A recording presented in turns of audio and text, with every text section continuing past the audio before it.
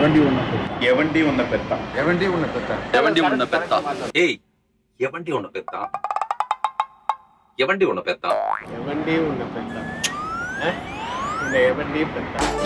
என்ன கொல்லாதே கியா கியா சொல்லால ஏ வெட்டாதே வெட்டாருவா கண்ணால என்ன கொல்லாதே கியா கியா சொல்லால எவண்டி உன்னை பெத்தா. இந்த டைலாக்கும் இந்த மாமனாருக்கும் எந்த சம்மந்தமும் கிடையாது. எவண்டி உன்னை பெத்தா. வேல்முருகனின் எவண்டி உன்னை பெத்தா. வேல்முருகன் எவண்டி உன்னை பெத்தா. உன்னோட தாவணியில் ஆயிரம் மீன் பிடிப்போமா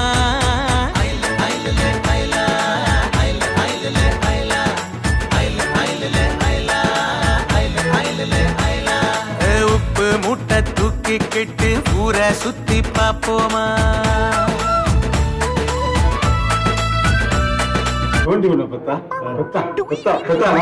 ஏய் எவண்டி உன்னை பெத்தா எவண்டி உன்னை பெத்தா எவண்டி உன்னை பெத்தா. உன்னை வேல்முருகன் புறம் எவண்டி உன்னை பெத்தே அதை பாருங்க.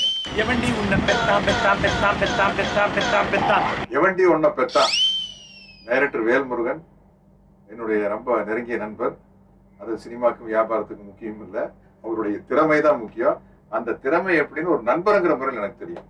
என்ன இப்ப காமெடி படம் ஓடிட்டு இருக்கிற சீசன், அவர்கிட்ட வந்து வாயை திறந்தாலே காமெடி தான். காமெடி அப்படி வந்துட்டே இருக்கும். அது இப்ப ரொம்ப முக்கியம். ஏன்னா அந்த சென்ஸ் இருந்தா தான் ஒரு காமெடி படம் எடுக்க முடியும். சும்மா வந்து ஸ்டார்ட் கேமரா ஆக்ஷன் கட் அப்படி சொன்ன ஒரு காமெடி படம் வராது. அங்க ஸ்பாட்ல போய் ரிஹர்சல் பண்ண ஒவ்வொரு ரிஹர்சலுக்கும் டைலாக் ஏறிட்டே போனா தான் அது காமெடி படம். அந்த வகையில வந்து எனக்கு வேல்முருகனை பத்தி நல்லா தெரியும். அந்த நம்பிக்கையில சொல்றேன், எவண்டி உன்னை பெத்தான் சூப்பர் ஹிட். விளையாட்டு இது புது விளையாட்டுமா, தூக்கி வை இல்ல வையில நல்லா இருக்கும். நரி ஊருது மாமா, நண்டு மாமா, நீ எங்கேயே கிச்சு கிச்சு முட்டை எங்கேயே காட்டிட்டு போற உனக்கிறல.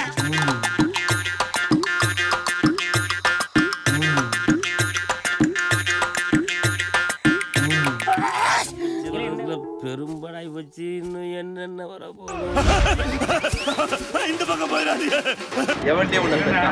இந்த படம் நிச்சயமா வந்து மிகப்பெரிய வெற்றி அடையும். இந்த பாட்டு எவண்டி உன்னை பெத்தான் நான் மட்டும் இல்ல, ஊர் உள்ள எல்லா பேரும் கேட்குறாங்க.